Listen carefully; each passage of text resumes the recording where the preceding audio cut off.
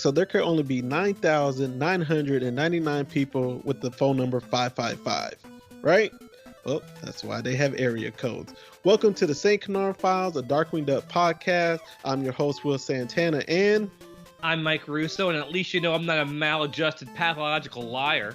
Hey, what's going on, Mike? How you been doing, man? I'm good. You know, honestly, I'm really psyched because when this episode drops, we're probably a month away from Disney Plus, and I am super excited. Mm-hmm. Honestly, you know, I was shocked with all the stuff we're getting for that. All of Darkwing Duck, Bonkers, everything you could possibly imagine. So I'm psyched. I'm feeling good. Having a good week. How about you? I'm doing pretty good, man. Just the kids got a lot going on, soccer and cheerleading, and then I got to play in a charity basketball game in 2 weeks with a charity game that my daughter is going to be cheerleading in. Oh, wow. Yeah, basketball was my life growing up, but I am so out of shape right now. I don't even know if I'm going to last the whole game. Well, good luck. Yeah, man. But hey, Mike, we're doing a Saturday morning cartoon episode today, right? Yes, we are. We're back to Saturday morning. Okay, man. And I'll be honest with you, I did not see this episode till like maybe 3-4 years later. Yeah, I did not. But like I told you before, I didn't have Saturday morning ABC or Disney or anything like that right overseas. So it took a while. I didn't see this until I came back to the States, and it was on syndication, probably on Toon Disney or something. Man, that's crazy. You were seeing new Darkwing Ducks years after they first aired. Yeah, I know, right? But hey, Mike, before we get into the episode, man, I just wanted to have a quick little discussion with you about, Disney DVD and Blu-rays. And, there's some things that, like, I was cleaning up my man cave and I noticed some movies that were kind of irritating me, like The First Kid. I have it on DVD, but I don't have it on Blu-ray. It doesn't exist on Blu-ray. My friend Cody, he for some reason he's a big Inspector Gadget fan, not the cartoon, the film, which is crazy. Matthew Broderick one? Yeah, and he's he's making a big deal that this is the anniversary, I think 20th anniversary or something.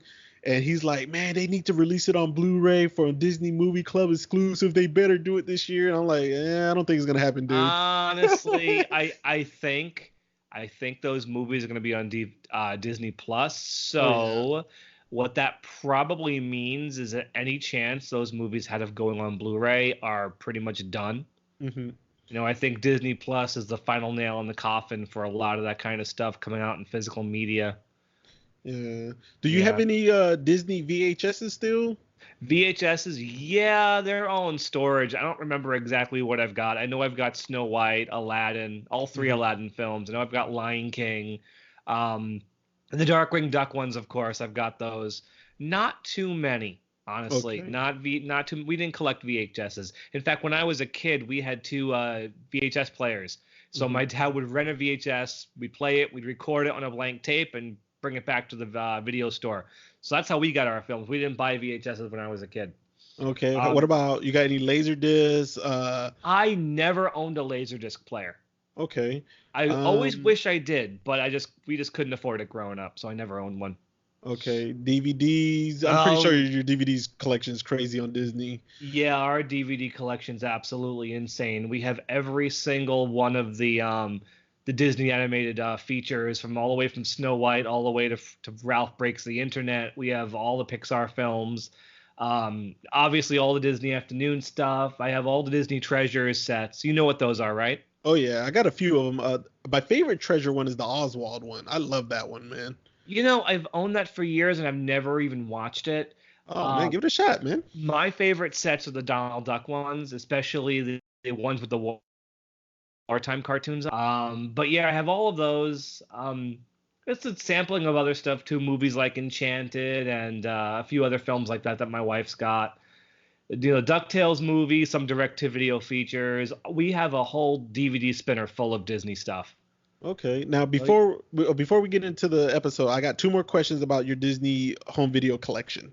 Sure. Okay. Is there one that you have on DVD that you want on Blu-ray, even with Disney Plus coming out? Like, man, I gotta have this one. I hope it comes out on Blu-ray. Well, I had them all on DVD, and as the Blu-rays came out, I always upgraded.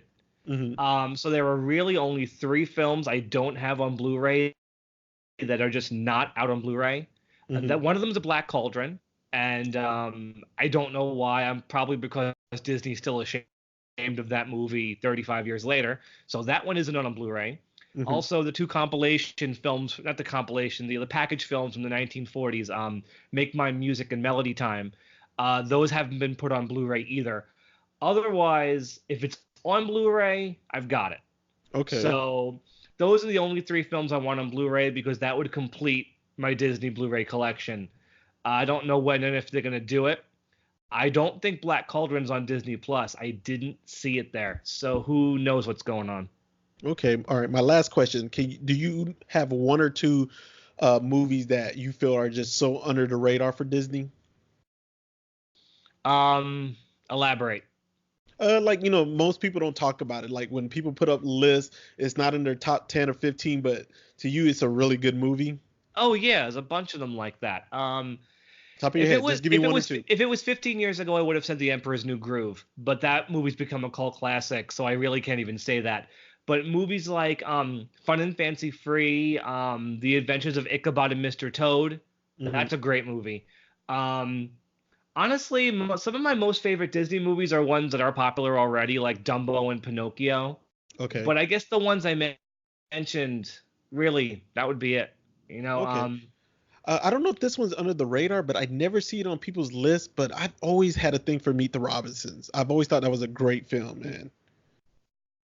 I'll Meet the Robinsons. Oh, you know what? I've seen it once or twice, and obviously I own it because it's part of the feature canon. I really too thrilled with it. I mean, it's better than Chicken Little. That one's a dumpster fire, but it really is. Meet the Robinsons is okay. It's not fantastic. I think it's great. I guess because, like I've been around people who grew up in foster homes and stuff like that, and somebody close to me also grew up in foster homes. So I think that movie has a lot of sentimental value to me. Right. But there's one movie in particular that I didn't see on the Disney Plus list, and it's not a great movie, but it's a movie that I saw when I was a little kid, and I've barely ever seen it ever since. It was a movie called Summertime Switch. I don't know if you ever heard of that one. Never heard of that. What is it? It's with Jason Weaver and Ryder Strong from Boy Meets World, and they had. Is it like one of those Disney Channel original movies? It is. They have the same that would explain name. why I hadn't seen it. Okay. Yeah, they had the same name, and then they got swapped to the wrong camp. Jason Weaver goes to the rich boy camp, and then Ryder Strong goes to like the juvenile delinquent camp. But they have the same exact name, and nobody realized their identities has been swapped. Right. Yeah, it's one of those. Right. My wife is probably aware of that. She's about 6 years younger than I am. I know she watched Disney Channel a lot more than I did. But before we move on, I wanted to ask you, since we're talking about Disney movies, could you throw out, name your top 3 Disney animated films? Oh, wow. Non-Pixar? Yeah, non-Pixar animated. Oh, man, you just threw me on the spot, man. That's not even cool. I'll name mine so that you have time to think. Okay. Okay, top 3. Pinocchio, absolute masterpiece of animation. Masterpiece. Dumbo, and Aladdin. Okay. Oh, man. I know that wasn't much time to think, but... Yeah, that really wasn't much. You already had yours ready. I'm sorry. It's easy for me to name my top Disney films because, I guess I'm going to go with Lion King. I used to like Pocahontas a lot. And I got to go with Aladdin also, man. All right, so we were, that's without Aladdin. I love Aladdin. Yeah, that's without me having time to think. So, but yeah, you put me on the spot. But yeah, let's move on. Yes. All right, let's get into Film Flam, right?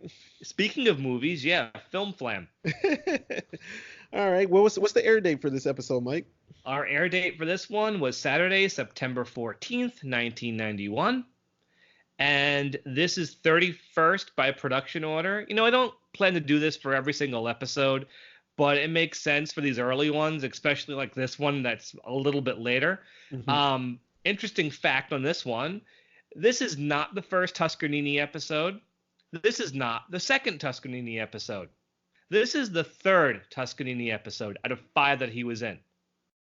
He was only in 5? It seems He like was he was in more he than was that. only in 5, and this is the third one they did with him. Okay. Yep. So the second one airs next, and the first one was delayed until the following February because of production problems in France. So his first episode, which should have aired already, did not air until the following year. So this is actually Tuskernini's third episode. Okay. And who was this written by?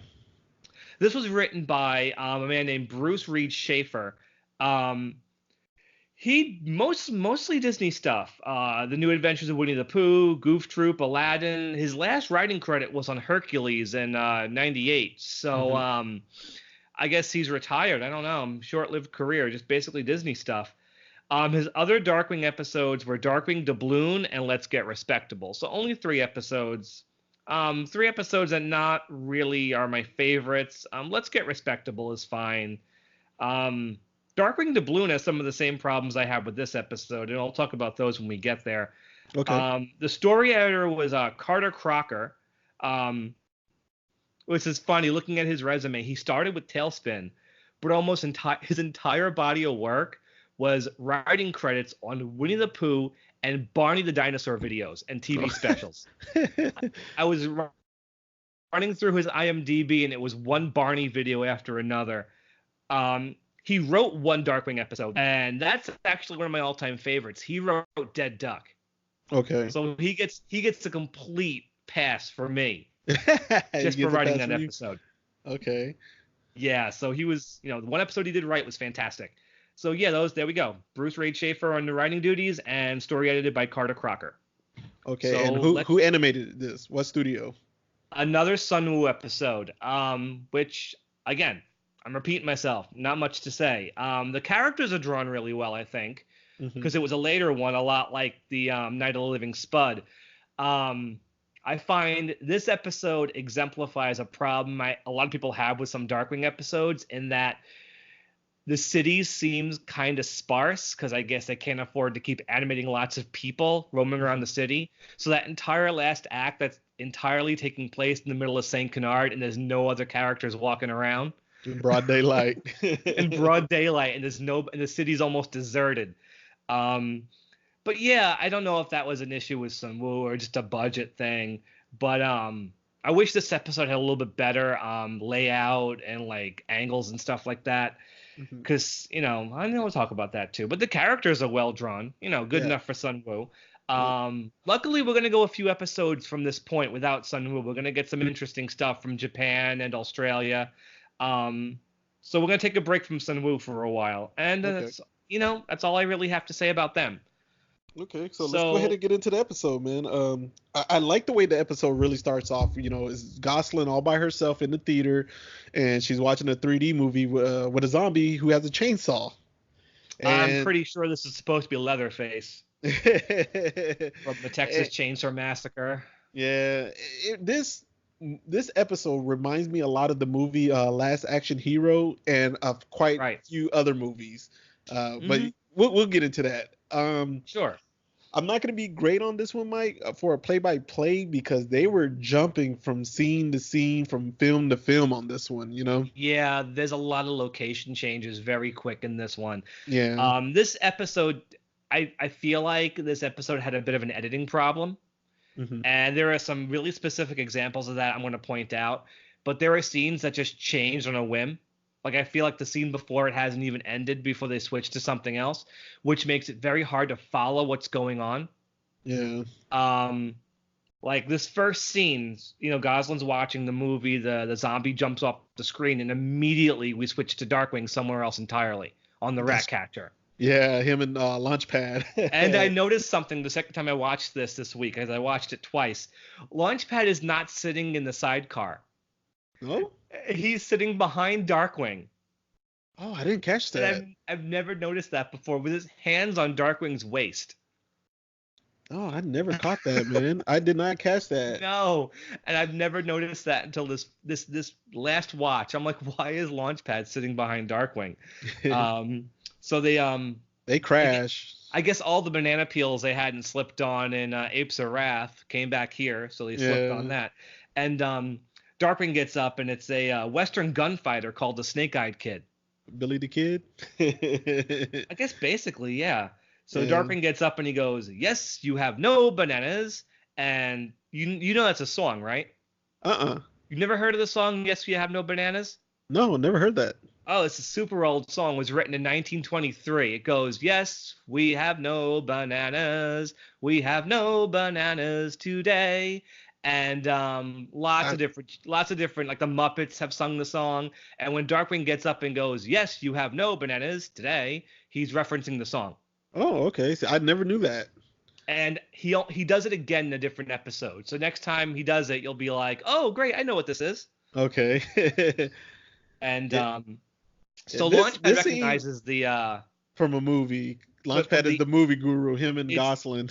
From the It's So Late, It's Early show. I remember being a kid in the 80s and staying up super late at night so I could watch late night movies on TV, and they don't do that anymore. Like, you would stay up and like on Channel 5 or Channel 7, they would show like old monster movies or just all sorts of like old garbage on TV. And so I definitely know what Launchpad is referencing here. Did you have that kind of stuff growing up? Nope. No, you didn't? No. Because like you'd stay up till like 3 a.m. and they'd show a Godzilla movie or something like that on broadcast television. I did see some stuff like that. Yeah, I did see some stuff like that. Like the Twilight Zone would come on real late, or the Three Stooges would come on real late at night. Oh, I remember those days. Yeah. Or the Honeymooners or something like that. And so this is interesting. This is the editing I'm talking about. Darkwing goes to fight the gunslinger, the Snake-Eyed Kid, and the gunslinger pulls out his pistols, shoots at Darkwing, and then we're at Gosselin's school all of a sudden. You don't see him defeat him. You don't see how the fight ends. It's just the next scene. And so they're at Gosselin's, her guidance counselor. And the guidance counselor saying that Gosselin's running around saying she saw a monster jump off a movie screen. Yeah, did she tell Darkwing like she recommend her watching movies without the title bloody in it? Yeah, without the word blood in the title. And funny, the guidance counselor, they must design these characters to like be used anytime they need them. Like the design of this guidance counselor is so generic.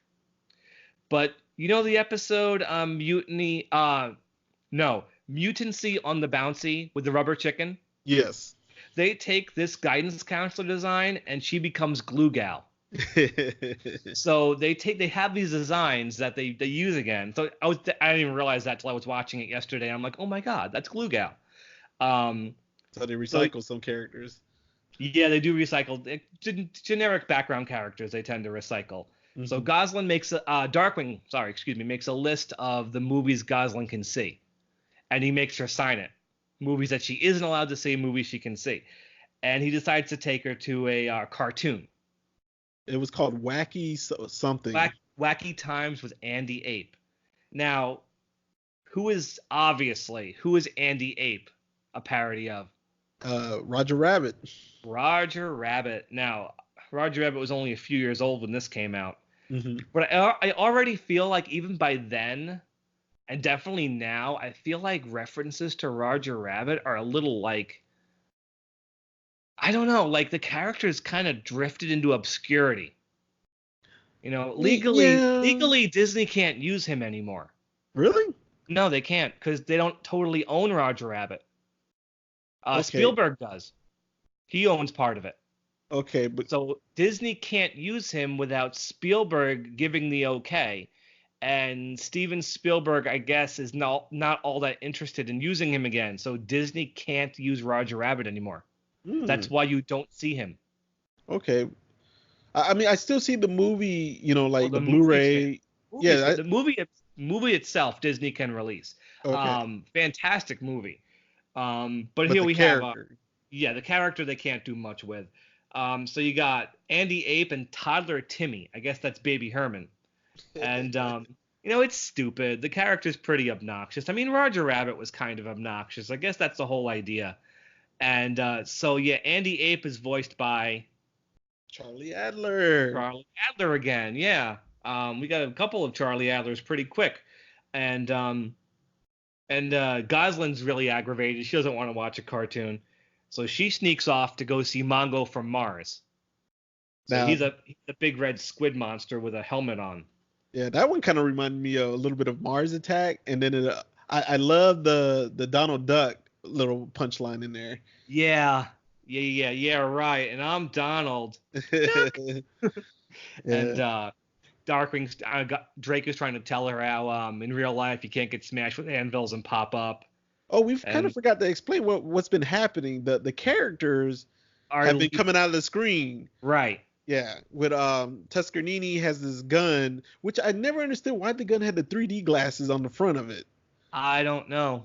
Tuskernini hasn't actually shown up yet. It's funny they introduce him like he just walks on screen like it isn't even a big deal. And for me as a kid, I didn't know who this was. And he just walks on screen with like absolutely no fanfare. Like, oh, look, it's this big walrus guy. Mm-hmm. And it's like it's such a weird way to introduce him. He just walks off. Oh, look, there's Tuskernini. There he is. Which I guess it wouldn't have been so confusing if I had seen his first episode. Mm-hmm. You know, it's like not seeing the first Bushroot episode, but then Bushroot just walks on screen like, hey, everybody, it's Bushroot. Yeah, I guess for me it wasn't that big of a deal because I like you saw this on its original air date, right? Right. Yeah, I didn't see it for years later, so to me it was no big deal. You know, I didn't even know the air date order, so to me it was like, yeah, I was just watching Tuskernini. Yeah, I had no idea who he was because he's in the theme song, but you have to look really quick to see him. Mm-hmm. So I had really no idea who he was, and he was voiced by Kenneth Mars. Now, I'm not going to go crazy talking about everything he did. Hundreds of roles going back to 1966. But as far as all of his voiceover roles go, I think he's most famous for playing King Triton in The Little Mermaid.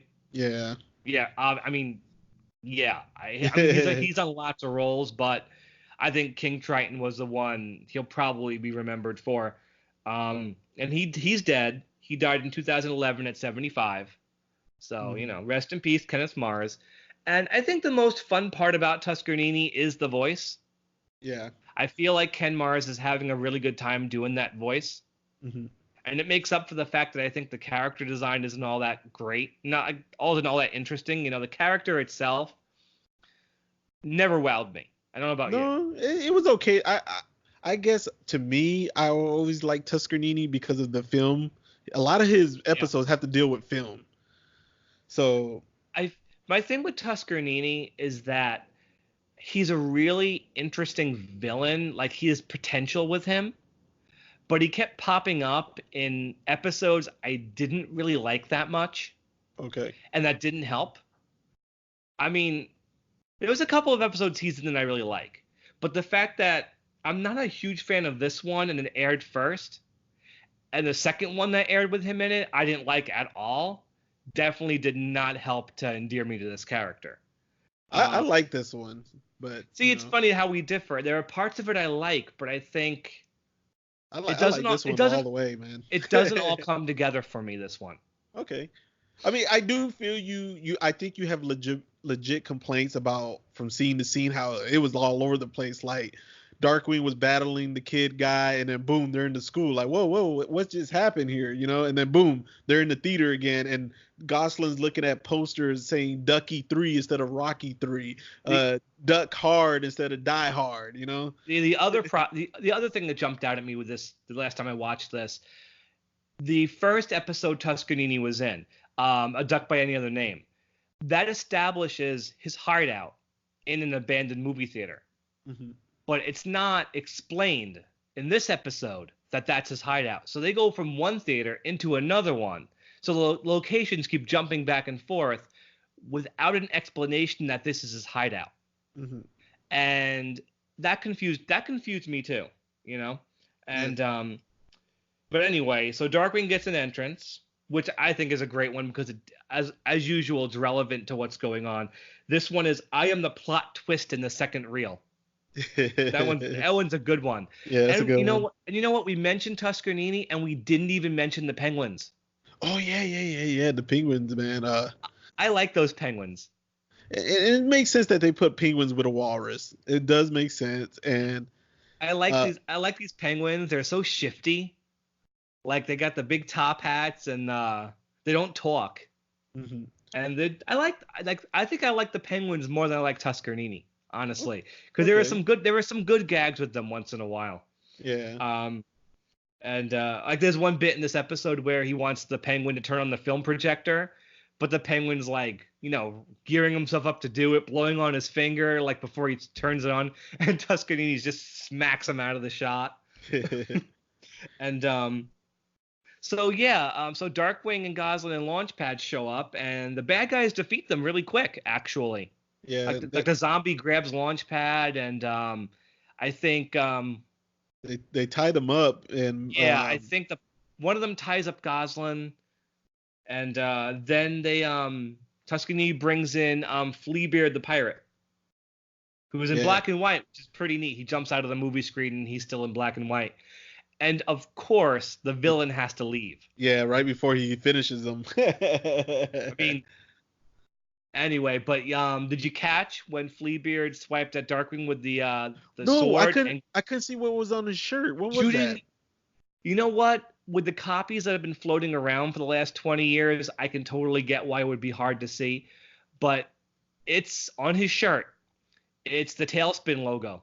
I could not see it because the copy I had, it was kind of pixelated, and I was like, man, what is that on his shirt? Because like they were really trying to show it, even when like he was outside and he ran into was it a lamp pole or something? Yeah. I think it's a parking meter. Parking meter. I couldn't see what was on the shirt. I kept thinking, what is so relevant about that shirt? It's blue. Okay, I couldn't see it. Logo. Well, Disney Plus. When that comes out, you pull up the episode and check it out. HD. Yeah, so it's it's blue. And speaking of which, not to go too far off subject, do you know there's an episode of Goof Troop when Max looks at his wristwatch and it's Quacker Jacks on it? No. Yep, the episode is called Axed by Addition. And at one point Max looks at his watch and it's Quacker Jacks. It's the Quacker Jack Toys logo. Okay. All right. Last thing while we're getting off real quick. I thought you'd like to know that. Yeah, I gotta know that, man. I'm gonna watch that as soon as we get off here, man. One last thing though, Mike, before we get back to the episode. Yeah. I'm not a big Bonkers guy, but wasn't Darkwing on one episode of Bonkers? Darkwing was on a few episodes of Bonkers. Okay. So you know what? I have planned an episode idea talking about Darkwing's appearances on other shows. Okay, we can do that. And let's hold off talking about that because there's more than you'd think. Okay. So we can do a Flash Quack B-Sides episode about that. All right. I'm cool with that. And that's when I'll talk about Bonkers production history because now that the show is going to be on Disney Plus, I'm sure people would love to know. Anyway, we got to move on. Let's get back to Film Flam. So they defeat the pirate. It's a clever way, too. Darkwing ties him up and fires his grappling hook into a projector and sucks him back into the camera. Yeah. I think that was pretty clever. But then all of a sudden, they go back to the house. And Darkwing's trying to get Gosselin to sign this paper still. Yeah, sign that contract. And she agrees to do it if he'll take her to see Son of Congo. Mm-hmm. And it's clearly Tuskernini's going to go after Congo, and Darkwing... He's like, it's under my nose. It's like I should know what he's going to do. It's right under my nose and I'm not seeing it.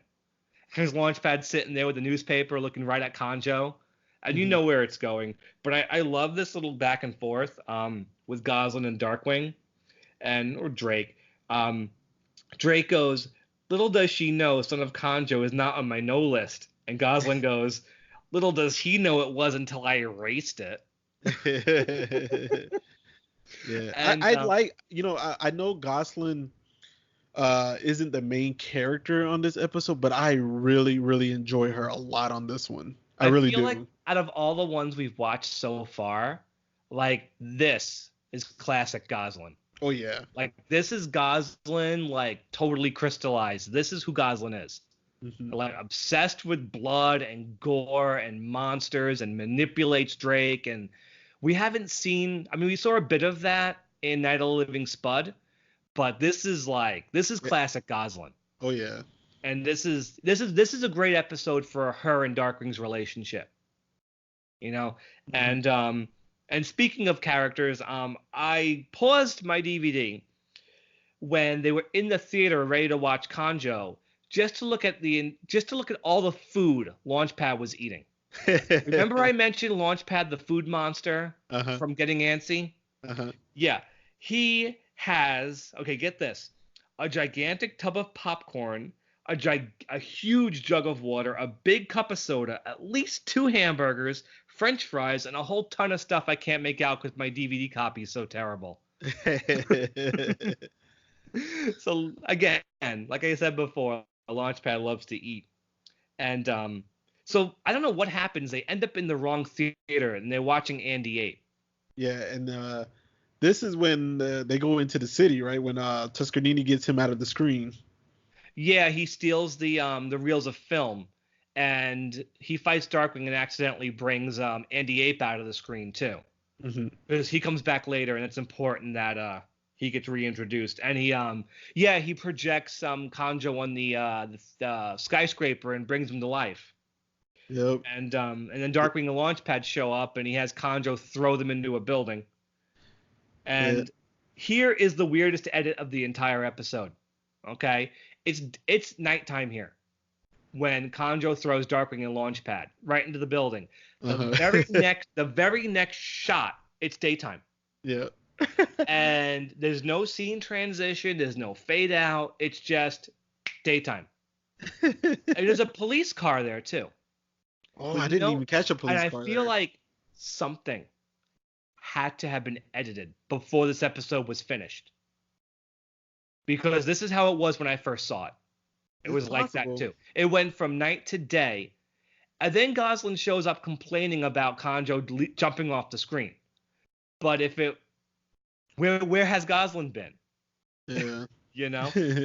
So a really weird edit. And then so what does Conjo do?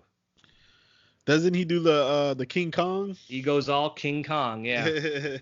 And Gosselin likes it at first until she realizes what he's doing.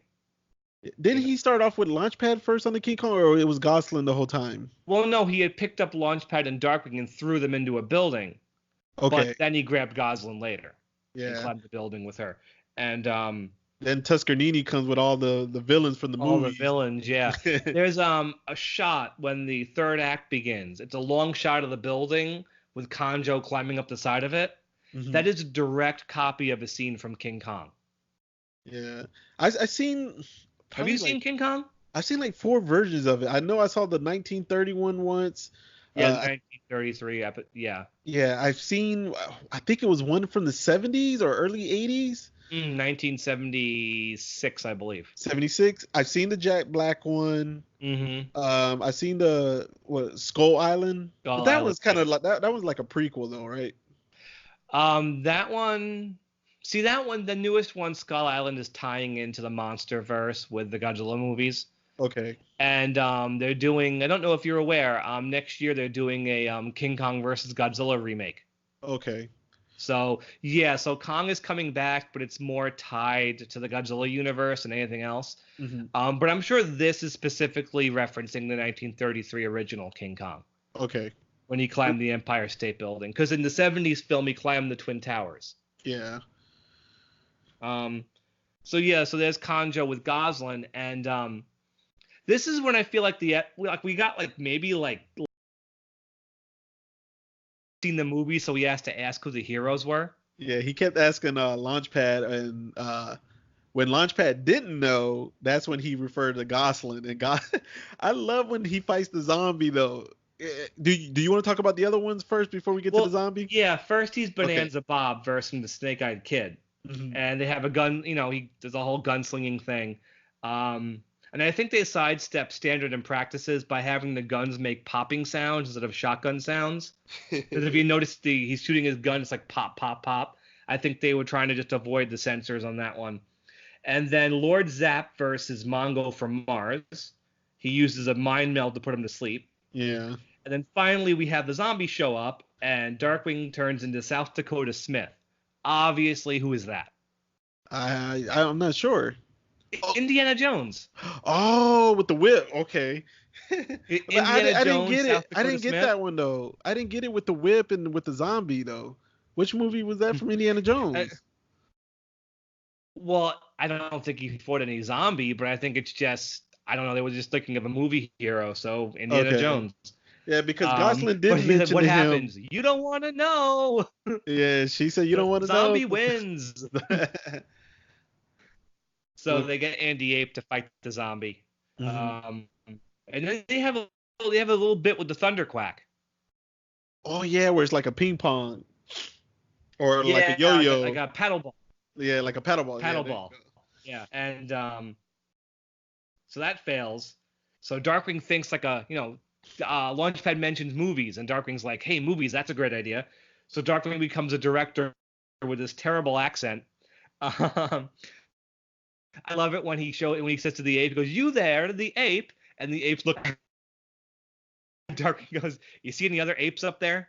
go. So Conjo drops Gosselin, and then Darkwing directs him to fall down, and of course Conjo falls on Dark because of course he does. And then Tuskernini comes back one more time with all these bad guys. You think they're defeated, but they're not.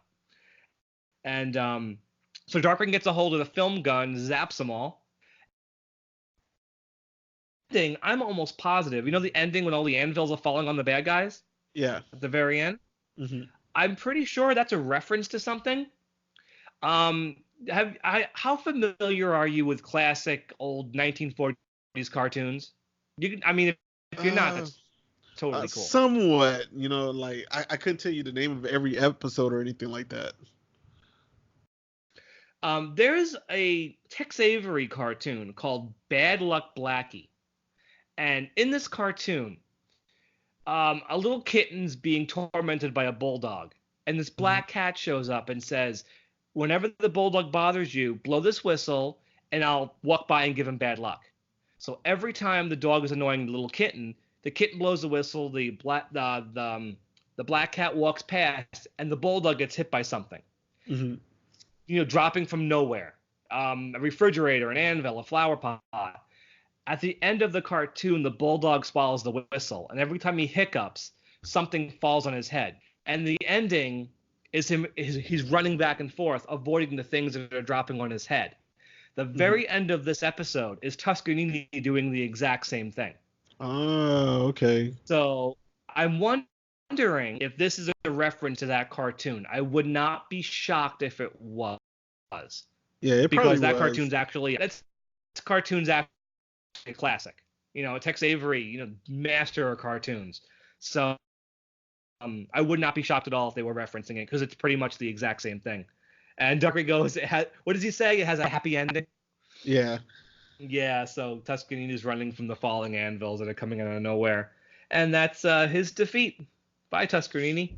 And so yeah, kind of like the episode, this discussion was kind of all over the place. I feel, but I mean, because it was jumping from scene to scene. I enjoyed the episode. Even no, though. I don't hate it. It's just Mhm. not close to one of my favorites for sure. No, no, no. It's not top 10 or top 15 or anything like that. But it's an episode I do enjoy. I do love the film references. I love the Hmm. parodies. I love Gosselin in this episode. Like, this is a great Gosselin episode. Yeah, it Uh, really is. She has so much sass in this episode. oh yeah, and it's like she's like that young girl where she's hitting teenage years. Like, come on, like let me watch the scary movies because I'm going through that right now with my own daughter. Right. Um, she wants to watch Freddy Krueger. She wants to watch Oh, Jason. Her friends are talking about it at school, so she wants to watch it. I'm saying yes. Mother says no, but Freddy Krueger is rough because the psychological aspect of mhm. those movies. I mean, the guy's gonna kill you while you're sleeping. That's you gotta be sure she's ready Well, I for that. You recall know? watching it at like 6 years old, watching Freddy, and I think I was fine. But I am a guy. Uh, Even though I say yes, I tell my daughter because one parent is saying no and have their doubts, her no overrules my yes. Right. Yeah, I'm not a really big horror and gore fan, and my wife is definitely not at all. So I don't know how much of this stuff my daughter is going to really be exposed to. I think if she sees this stuff, it's going to be when she's older and she's checking it out by herself, out of Yeah. her own curiosity. Because I don't think I'm ever going to grab a Freddy Krueger movie and say, "Hey, Helena, watch this." I don't think it's ever going to happen. Because I don't really like those movies very much. And Okay. I can't even get my wife to sit through Gremlins. So yeah, so I feel like if my daughter ever watches these movies, it's gonna be on her own. Okay. How old is your daughter? My Your daughter, oldest. she's about to be 10 next month. Okay, so that's about the age when you have the curiosity about these kind of movies. Yeah, And that's how isn't Gosselin 10? I 9 or believe so. 10? Yeah, I believe so. And like my daughter, she finally saw it. She didn't watch the whole thing. She watched half of it. She The was new fine. She one? did the newer one, of course. She did fine. She kept saying she wanted to watch it because everybody at school's been talking about Pennywise. So I Yeah. didn't mind. My wife gave in and she watched it. She handled it fine. Okay, well, let's get back to this I'm so we at can wrap this up. the moment I'm yeah, we well, it's relevant. You got It's relevant. movie monsters in this episode, so yeah. Okay, so Mike, how many gas gun canisters will you give this episode? You know what? I'll give it a 2.5. Okay. I'm not going to give it any lower than that. 2.5 gas gun canisters. It's a very it has great ideas. A lot of it's very clever. The movie character designs are great. There's a lot of great stuff in it. I think the animation's fine. I just think it has a bit of a pacing and editing problem, which Hmm. doesn't totally ruin it. It's just I wish the episode was a bit tighter and a little bit stronger because it could have been even better. Um, but as a Tuskernini episode, I think it's fine. It's like dead average, so 2.5. Okay, I'm gonna give it just a slight edge. I'm gonna give it 3 gas gun canisters because, like I said, I love the film parodies. I'm a film guy. All I watch is film, man. I have a huge film collection. I'm into filmmaking, so like just to see this in the theater, it just, oh my god. Like I go crazy Right. over that type of stuff. It makes me want to pop out my Criterion collection and just start watching film. And like I said, I love Gosselin, but you are right. The editing is all over the place. Jumping from scene to scene is all over the place as well. Um, but I do like it. I give it a 3. What would you give Tuskernini? Is that who we're rating on this one? Tuskernini for the villain? Yeah. Oh yeah. Okay. How many gas gun Um, canisters do you want to give him? I'm gonna do 2.5 with him too. Okay. I don't think he's anything all that special. I mean, he's definitely under the supervillains and even Steelbeak. Hmm. So I really can't rate him any higher. And he was only in 5 episodes, and a lot of the ones he was in, like I said, are just kind of average. Hmm. He's not in any episodes I think are all that fantastic, except for Adopticon. I think that one's really funny, but it isn't enough to really have me rate him any higher. So 2.5 gas gun canisters is as high as I want to go because we have a lot of villains coming up like right away. Okay. Our very next villain I'm giving a 5 to. So Okay. so you know Okay. what to expect. I already know who the next one is. And Okay, but I'm gonna give him two mhm, and a half as well. I like Tuskernini. He brings something different. I never saw him as a filler villain because I always felt he was in more episodes until you just told me, hey, Will, he's only in 5. I'm like, really? I thought he was 5. in more, but I'm never gonna doubt you on this kind of information. Um, so I'm gonna give him 2.5. I like Tuscanini. I don't hate him. I do like that a lot of his episodes revolve around film. Yeah, I'm just gonna stick with 2.5. Yeah, I've always gotten the impression they came up with Tuskernini and then couldn't quite figure out what to do with him and were just kind of like, you know? They used him in 5 episodes and were just like, he's not really working. We don't have to keep using him because he's kind of like the whole situation with Fallon Shush. He just disappears. Yeah, If it wasn't for that first episode getting delayed, like all his episodes would be pretty early on and we wouldn't see him again for at all. So I feel like they just used him a little bit, kind of decided he wasn't all that interesting and just stopped. yeah. Um he must not have been all that thrilling to them. You know, it's they could. He has potential. We just never really saw it. You Okay. know. So that's really it. Tuskernini. Okay, so yeah, that wraps up Film Flam. Mike, you about to have a good week coming up. You have your villains. You got the next one, and then your next Saturday morning one. You about to go crazy. Yeah, we have the next 5 or 6 episodes after this one have some really strong episodes coming up. We got our first appearance of Megavolt. We have Comic Book Capers. We got our first appearance of Steelbeak. We're going to have a special guest on for Paradox, another Bushroot episode, and then Negaduck. So the second week of shows are actually pretty strong, leading up to one of the best Saturday morning episodes they ever did. So it's really going up from here. It's not fair, though. I gotta wait forever. Oh, you have a whole other week of Disney afternoons. You have like 2 full week of Disney afternoon shows before you get to Quacker Jack still. Yeah. So we got a while. But you know what? I love these villains we got coming up, so it's not so bad at all. No, not at all. Not at all, yeah. Megavolt, Steelbeak, Bushroot, the original Negaduck. It's all good stuff. All right, Mike, we're now on, I believe this is like episode 10 maybe. For people who are just now listening for the first time, can you tell them what order we're reviewing these episodes in? Oh, we're doing these in air date order with the Saturday morning episodes mixed in when they first aired. Disney has their weird ordering system where the Saturday morning ones come after the Disney afternoon ones. And from everything I've seen from the Disney Plus preview they did over in the Netherlands, that's how they're doing it with these episodes still. The first 65 Disney afternoon ones are going to be first, followed by season 1 of ABC, and then season 2 of ABC. So they're doing it the same way they always did. So these episodes will be an air date, but with Saturday morning coming later. So, but we're doing them with Saturday morning dispersed where they actually belong. Yeah. So if you're new and you're wondering why Film Flam suddenly showed up when we should have been doing Duck Blind, this is how they originally aired.